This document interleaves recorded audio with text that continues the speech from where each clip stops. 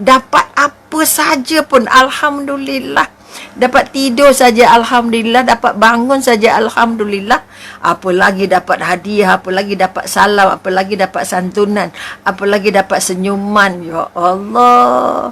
Tapi jangan sampai dapat WhatsApp yang kotor-kotor pun alhamdulillah, letih juga.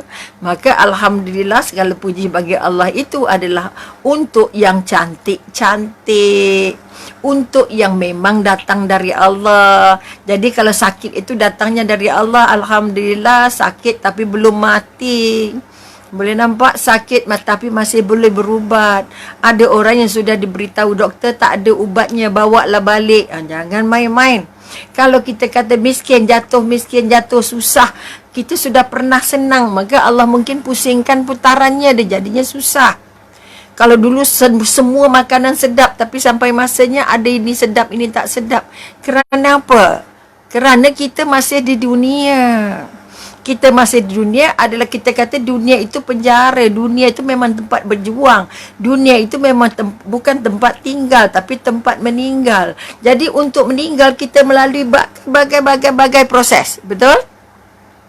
Berbagai proses. Macam mana nak jadi, kita kata orang yang paling berakal. Kalau kita ditemukan di dunia ini dengan semua tadi, yang susah, yang berpisah, yang sedih, yang sakit, yang hilang mata pencarian, yang mula kaya jadi miskin, kata. Kemudian kita kata dilanda kesedihan-kesedihan. Boleh nampak? Mengapa Allah bagi semua itu kat kita? Okey, itu kita kata kenapa Allah bagi semua ni kat kita. Kenapa Allah datangkan benda-benda ini pada kita? Pernah atau tidak kita berfikir bahawa semua yang datang ini adalah hadiah dari Allah. Bila hadiah dari Allah, kena terima. Boleh nampak? Maka kalau kita mampu menerimanya, macam mana cara nak mampu menerimanya? Ialah bila kita punya keyakinan seketat-ketatnya, keyakinan sekental-kentalnya, keyakinan setebal-tebalnya bahawa dunia ini dicipta Allah, kita ini ciptaan Allah, maka Allah buatlah apa yang dia mahu.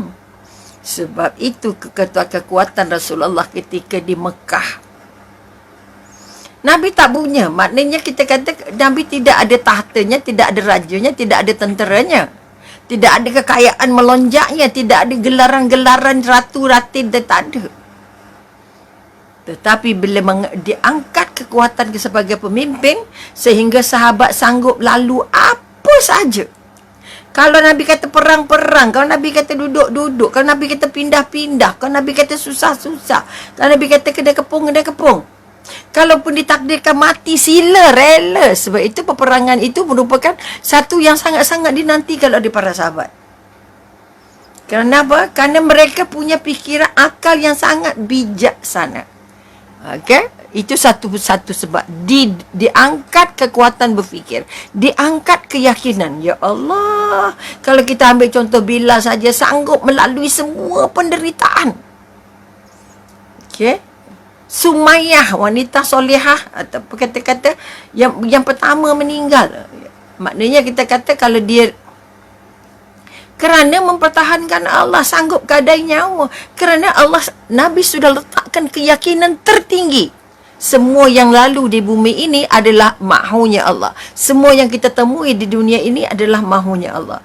Makanya kalau inilah jalan yang membuat otak kita boleh lalu, maka kita tak jumpa namanya keluh kesah, tak jumpa namanya ragu-ragu, tak jumpa namanya kelelong-kelelong atau sana sini susah hati dan sebagainya. Maka bila kita kata ini yang berlaku, semua yang berlaku ini sebab kita masih di dunia, makanya kalau kamu mampu melalui semua tadi, yang sakit, yang redo, ya kesedihan juga redo, kesedih tak ada yang lama-lama. Kalau ada tempat ada siang, mesti ada malam, artinya bertukar ganti. Kalau ada perpisahan, mesti ada pertemuan. Bila ada hak yang kurang, pasti Allah tambah. Allah tidak pernah tidak adil.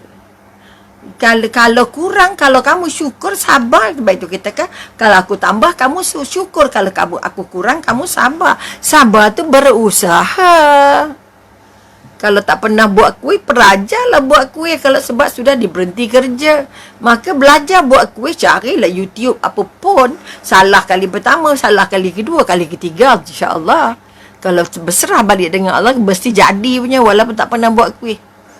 Walaupun tak pernah buat kuih, tapi kalau dia sungguh-sungguh ikut panduan dan prinsip-prinsipnya, jadi. Sebab itu sekali lagi jangan kata saya ni latar belakangnya ini, jadi tak bolehlah begini, tak bolehlah begini. Jangan. Apa pun latar belakang kita, tapi kalau maunya Allah, insya-Allah. Tak pernah berniaga, tapi kalau ditakdirkan berniaga sebagai satu ruang yang Allah tunjuk kepada kita, maka berniagalah. Buka gerai ke, buka kabut ke, buka apa sajalah. Ni contoh-contoh. Kerana kita kata Allah bagi miskin supaya kamu berusaha, Allah bagi sakit supaya kamu berubat, Allah bagi sedih supaya kamu berlatih diri untuk tidak sedih kerana Allah. Ni contoh-contoh. Maka kita kata kenapa dunia ni dapat macam-macam? Kerana dunia ini bukan tempat rehat, dunia ini bukan tempat santai-santai, dunia ini bukan tempat senang-senang, dunia ini tempat berjuang. Maka kita kata siapa kita katakan orang paling berakal dalam pertemuan kita hari ini. Maka kita katakan semua yang ada di dunia ini hanyalah sementara. Apa yang terjadi susah sikit dah keluh kesah, bukan boleh tambah sihat, tapi tambah sakit kalau tidak berusaha. Sebab itu kalau doa saja, doa tanpa usaha nak maknanya apa? Sia-sia, menghina Allah. Tapi kalau dia berusaha tambah doa, sombong. Jadi apa yang diperlukan dalam dunia ini? Kita nak berusaha dan berdoa, mahu sumbangan kita dan mahu juga pertolongan Allah. Boleh nampak? Ini kekuatan-kekuatan yang nak dibangun. Jangan mabuk berusaha tapi tak pernah berdoa dengan Allah. Jangan sibuk berdoa tapi tak pernah berusaha. Tak boleh. Allah tak bagi, sebab Allah bagi ikut usaha kita. Usaha kamu macam mana?